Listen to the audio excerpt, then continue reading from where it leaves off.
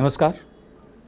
इस वक्त हमारे चुने हुए नुमाइंदे जो हमारे सर्विस प्रोवाइडर हैं अपनी जीत के जश्न में और उसके गुमान में इतना डूब चुके हैं कि उन्हें मालूम ही नहीं देश के बाकी हिस्सों में क्या हो रहा है। उत्तर भारत के कुछ इलाकों को देश प्रेम की चाशनी चटा रहे हैं और देश प्रेम की चाटनी को लोग भी चाट रहे हैं। इसी दौरान नई दिल्ली के जंतर मंतर पर तमिलनाडु से किसान आए और उन्होंने वहाँ सूखे के विरोध में, किसानों की आत्महत्या के विरोध में प्रदर्शन किया। उन खोपड़ियों को हाथ में रखकर, उन खोपड़ियों को दिखाकर जो उनके अपने ही किसान भाइयों के शव थे जिन्होंने आत्महत्या की थी, उनकी खोपड़ियाँ थी। यानी नौबत यहाँ तक आ गई है कि अपनी बात दिल्ली तक पहुँचाने के लिए उनको दिल्ली आना पड़ता है, गले में फांसी का फंदा डालना पड़ रहा है और हाथ में उन किसान भाइयों की खोपड़ियाँ हैं जिन्होंने आत्महत्या कर ली। அழிக்காதே அழிக்காதே தமிழக விவசாயத்தை வேண்டும் வேண்டும் வேண்டும் வேண்டும் கடன் தள்ளுபடி வேண்டும் கடன் தள்ளுபடி வேண்டும்.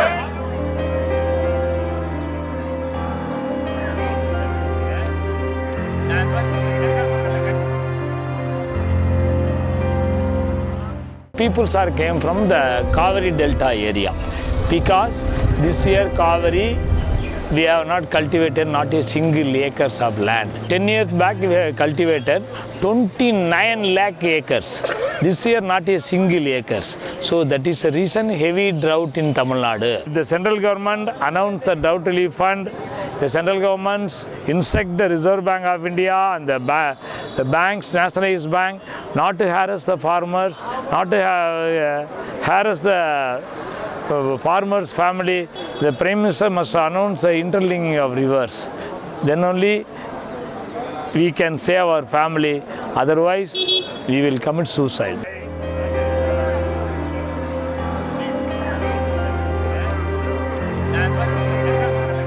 This is not called a compensation. This is input subsidy. That means per acre, it is a dry land, per acre 3,000 rupees. If a wetland, it is 5,465. This is not a compensation for us. We have spent 25,000 rupees per acre. Our crop are withered. So we are in a pathetic conditions. मैं आपको कुछ तथ्य बता दूं। तमिलनाडु सरकार ने इसी साल जनवरी में सूखाग्रस्त इलाका डिक्लेयर कर दिया अपने राज्य को। 144 किसानों ने अक्टूबर और दिसंबर 2016 के बीच आत्महत्या की क्योंकि मॉनसून फेल हो चुका था। तमिलनाडु की 32 में से 21 ज़िले सूखा पीड़ित हैं इस वक्त। 5 जनवरी सन 2017 यानी इसी साल तमिलनाडु के जलाशयों में, रिजर्वॉयर्स में सिर्फ 20% पानी था। मौसम विभाग ने सन 2016 में 140 साल का सबसे कम मॉनसून रिकॉर्ड किया। पूरे दक्षिण भारत के जितने भी जलाशय हैं उनके जो स्तर थे वो 34% थे, जो 56% के स्तर से 22% कम है, 22% कम है। तमिलनाडु के जलाशयों में इस वक्त 82% पानी कम है। आंध्र प्रदेश के जलाशयों में 53%, कर्नाटक के जलाशयों में, रिजर्वॉयर्स में 39% और केरल के जलाशयों में 37%। और जहाँ जहाँ पर सूखा पड़ा है वो इलाके हैं तमिलनाडु, तटीय आंध्र प्रदेश, दक्षिण कर्नाटक और केरला। इस साल तमिलनाडु में ही जो सर्दियों की बुआई होती है उसमें 33% की कमी आई है। नागापट्टिनम, थिरुवयूर और तंजावुर ये वो ज़िले हैं जहाँ सूखे का सबसे ज़्यादा असर हुआ है। उधर 2016 में ही कर्नाटक ने 22 ज़िलों को सूखाग्रस्त डिक्लेयर कर दिया था, सूखाग्रस्त बता दिया था। इस वक्त जहाँ जहाँ बुआई कम हुई है वो इस तरह से है। तमिलनाडु में 3.5 लाख हेक्टेयर इलाके में कम बुआई हुई है। आंध्र प्रदेश में 31,000 हेक्टेयर में कम बुआई हुई है। कर्नाटक में 15,000 हेक्टेयर में कम बुआई हुई है। तेलंगाना में 13,000 हेक्टेयर की कम बुआई हुई है। इसके अलावा केरल में 9,000 हेक्टेयर कम बुआई हुई है। ये सरकारी आंकड़े हैं। केरल में पहली दफ़े सलाह दी गई है कि पानी की राशनिंग की जाए। ये सलाह दी है केरला डिज़ास्टर मैनेजमेंट अथॉरिटी ने। और नेशनल क्राइम रिकॉर्ड ब्यूरो के मुताबिक सन 2015 में तेलंगाना ही में 1358 किसानों ने आत्महत्या की है। ये दूसरा सबसे ज़्यादा नंबर है, ये दूसरी सबसे ज़्यादा संख्या है महाराष्ट्र के बाद। लेकिन सरकार का ध्यान, हमारे प्रधान सेवक का ध्यान इस सब पर नहीं है, और अगर है भी तो ये कोई बहुत बड़ा मुद्दा नहीं बना, राष्ट्रीय संकट नहीं बना है ये। क्यों? क्योंकि क्रिकेट की स्पिन बॉलिंग, राजनीति में जो क्रिकेट होती है ना, राजनीति की क्रिकेट में स्पिन बॉलिंग अभी तक जारी है। स्पिन बॉलिंग की शुरुआत हुई थी लव जिहाद से, उन वादों से ध्यान हटाने के लिए जो चुनाव के दौरान किए गए थे, जो सबको मालूम है कि पूरे नहीं हो सकते। लव जिहाद, उसके बाद बीफ पर आए, ये दूसरी स्पिन थी ताकि लव जिहाद से ध्यान हट जाए, अब बीफ पर आ जाओ। जब बीफ का मुद्दा पुराना होने लगा तो घर वापसी, ये तीसरा मुद्दा उठाया गया। जब वो मुद्दा पुराना होने लगा तो सर्जिकल स्ट्राइक, चौथा मुद्दा उठाया गया। जब सर्जिकल स्ट्राइक्स का मुद्दा भी पुराना होने लगा तो देशभक्ति बनाम देशद्रोह, इस तरह एक एक करके स्पिन दी जा रही है ताकि जो वादे किए थे, बड़े बड़े वादे किए थे चुनाव के दौरान, 3 साल पूरे होने को आ रहे हैं, वो मुमकिन नहीं है कि पूरे हों या उनकी शुरुआत भी दिख रही हो।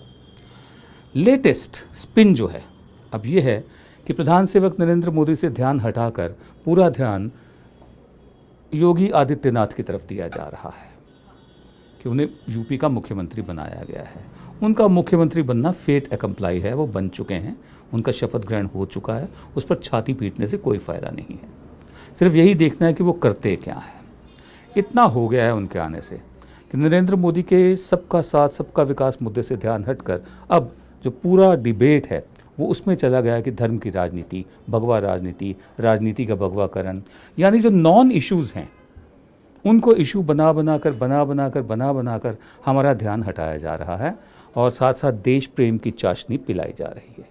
राजनीति में इस तरह की चालाकी अक्सर होती रहती है। आप एक बात ध्यान से देखेंगे कि जब भी संसद का सत्र चलने वाला होता है तो कोई ना कोई राजनेता जानबूझकर ऐसा बयान दे देता है ताकि ज़रूरी मुद्दों पे बात ना हो, सिर्फ आप उसी बयान के इर्द गिर्द उलझे रहें। अभी यूपी चुनाव चल रहा था, यूपी चुनाव के बीच में सिलेंडर गैस और तेल के कीमतें बढ़ाई गई, लेकिन आप शमशान और कब्रिस्तान में इतने उलझे रहे कि आपको पता भी नहीं चल पाया कि कब तेल की कीमतें धीरे से बढ़ा दी गई। नरेंद्र मोदी इस तरह के मास्टर आदमी हैं, वो अक्सर ये काम करते रहते हैं। जब भी सरकार को की कोई नाकामी सामने आती है तो वो जानबूझकर कोई दूसरा मुद्दा, संप्रदाय का, राष्ट्रवाद का, देश प्रेम का कुछ ना कुछ ऐसा उछाल देते हैं। योगी आदित्यनाथ को सीएम बना के भाजपा ने एक बार फिर से इस बहस को दूसरी तरफ मोड़ दिया। विकास का वादा करके वो आए थे, लेकिन अब इस बात की खबरें आ रही हैं कि कैसे वो अपने मुख्यमंत्री आवास में शुद्धि करवा रहे हैं, क्या कर रहे हैं। इस तरह से मीडिया का ही पूरा ध्यान हटाया जाता है। ये सिर्फ सरकारी मीडिया वाले और दरबारी मानने को तैयार नहीं है कि हमारी अर्थव्यवस्था की हालत ख़राब होती जा रही है, दिन ब दिन ख़राब होती जा रही है। अर्थव्यवस्था के फ्रंट पर सरकार अभी तक फेल रही है। डीमोनेटाइजेशन की डिबेट भले ही थोड़ी दब गई हो चुनावों के शोर में, लेकिन उसके असर दिखना शुरू हो रहे हैं। ज़्यादा से ज़्यादा लोगों की नौकरियां जा रही हैं, छोटे और मंझले उद्योग बंद हो रहे हैं। लेकिन ये दरबारी हैं और सरकारी मीडिया वाले हैं जो नहीं मानेंगे इस बात को। मैं कुछ तस्वीर आपके सामने पेश करता हूँ। नरेंद्र मोदी सरकार का आधे से ज़्यादा समय बीत चुका है, 3 साल होने को आ रहे हैं। बाकी के बचे हुए सालों में जितनी गति से ग्रोथ हुई है या डेवलपमेंट हुई है, उससे दुगनी गति चाहिए होगी यूपीए की जो गति थी, यूपी की जो परफॉर्मेंस थी, उससे मिलने के लिए। जो हमारा मैन्युफैक्चरिंग सेक्टर है उसको 4.2% के हिसाब से बचे हुए 2 साल और 2 महीनों में आगे बढ़ना होगा, जबकि इस वक्त वो 2.2% है। खेती का जो उत्पादन है वो 2.1% कम हुआ है 2014 से 2016 के बीच। उसको कम से कम नहीं तो 5.6% दर से बढ़ना होगा। उसके अलावा जो हमारा निर्यात है सामान का और सर्विसेज का, वो 4.7% के हिसाब से 2014-2016 में कम हुआ है। यूपीए के टाइम पर ये 9.1 था। बहुत सारे एक्सपर्ट्स का मानना है कि मोदी सरकार के लिए यूपीए के इकोनॉमिक रिकॉर्ड को मैच कर पाना अब मुश्किल होगा, क्योंकि करेंसी का डिमोनेटाइजेशन कर दिया गया था, नोटबंदी कर दी गई थी। ये बात और है कि उसको भी स्पिन दे दिया गया था कि देश प्रेम की खातिर किया है, ब्लैक मनी ख़त्म करने की खातिर किया है। ब्लैक मनी तो ख़त्म हुई नहीं, वो तो वापस बैंकों में आ गई। अब वो बैंकों की लायबिलिटी बन गई है, वो बैंकों का पैसा नहीं है, बैंकों को उस पैसे पर इंटरेस्ट देना है। उधर सरकार ने फैसला किया है कि जो 10 कमज़ोर बैंक हैं उनको 8,586 करोड़ रुपया दिया जाएगा, यानी वो भी हमारा पैसा, टैक्स पेयर का पैसा, क्योंकि इन बैंकों ने ऐसे लोगों को लोन दे रखे हैं जो वापस नहीं कर रहे हैं। स्टेट बैंक ऑफ इंडिया की चेयरपर्सन हैं अरुंधति भट्टाचार्य। उनका ये कहना है कि आने वाले समय में हमें खेती पर ज़्यादा ध्यान देना होगा, क्योंकि पिछले 2 सालों में, सन 2014 से लेकर और 2016 तक, 2017 का मानसून आना बाकी है, पिछले 2 सालों में मानसून ख़राब हुआ है। उनका ये भी मानना है कि जो लोग कैश क्रॉप्स उगाते हैं उनका बहुत बुरा हाल हुआ है डिमोनेटाइजेशन की वजह से, और अभी तक हमारी अर्थव्यवस्था कृषि पर ही आधारित है। इसलिए मानसून पर निर्भरता न बनी रहे, लिहाजा हमें कृषि के क्षेत्र में और ज़्यादा पैसा डालना होगा। ये बात हमारे जो सरकारी इकोनॉमिस्ट हैं, अर्थशास्त्री हैं, उनकी समझ में क्यों नहीं आती, जबकि ये बात सालों साल से चली आ रही है। हम बचपन में पढ़ते थे कि निर्धन व्यक्तियों से बसा हुआ भारत एक धनवान देश है और भारत गांव में बसता है। अर्थव्यवस्था कृषि पर आधारित है, कृषि मानसून पर निर्भर है। यूं तो वादा था कि हर साल 2 करोड़ नई नौकरियां तैयार की जाएंगी, लेकिन सन 2015 तक सरकारी आंकड़ों के मुताबिक ही सिर्फ 1,35,000 नई नौकरियां बनी हैं, और जो गई हैं नोटबंदी की वजह से वो इससे कहीं ज़्यादा गई हैं। वायदा तो ये था कि अगले 7 साल में 40 करोड़ भारतीयों को नौकरी के काबिल बना दिया जाएगा, उन्हें नौकरियां मिल जाएंगी स्किल इंडिया कार्यक्रम के तहत, लेकिन अभी तक सिर्फ 85,000 लोग ही नौकरी के काबिल बन पाए हैं। दूसरी तरफ प्राइवेट सेक्टर पैसा नहीं लगा रहा, इन्वेस्टमेंट नहीं कर रहा मैन्युफैक्चरिंग में जितना उसे करना चाहिए। तीसरी तरफ लोग अपना हाथ रोक कर बैठे हैं, परचेजिंग पावर अपनी रोक रखी है उन्होंने, यानी अर्थव्यवस्था के स्तर पर अहंकार और गुमान दूसरी बात है, जनता का ध्यान हटाना तीसरी बात है। अर्थव्यवस्था के स्तर पर हम कहीं पीछे चले गए हैं और लगातार पीछे ही जा रहे हैं। ऐसे में एक स्पिन हमें और मिला है, आइए खुशी मनाएं कि अब सबका साथ सबका विकास नारा नहीं रहेगा, विकास कहीं छुप गया है। अब डिबेट चलेगी सरकारी मीडिया में भी, गैर सरकारी मीडिया जो लगभग सरकारी है उसमें भी यही डिबेट चलेगी कि उत्तर प्रदेश में क्या होता रहता है। ध्यान प्रधान सेवक नरेंद्र मोदी से हट जाएगा। आप देख रहे हैं जन की बात। हम चाहते हैं कि आप हमें सब्सक्राइब करें, YouTube पर हमारे जो चैनल है उस पर जाएं, और YouTube चैनल पर जब आप जाएंगे तो सब्सक्राइब का बटन दबाइए, और नीचे छोटी सी घंटी बनी होगी, आप घंटी को भी दबा दीजिए ताकि जब भी हम नया वीडियो लाएं आप तक अपने आप ही पहुंच जाए। इसके अलावा हमें और आइडियाज़ दीजिए, आपके सलाह आती रहती है, आपके मैसेजेस आते रहते हैं, हम आपके सुझाए हुए विषयों पर बात भी करते हैं, क्योंकि ये जन की बात है, एक तरफा मन की बात नहीं है। आप हमें और विषय भेजिए, हम उनको भी उठाएंगे। हमारा पता है hindi@thewire.in, hindi@thewire.in। नमस्कार।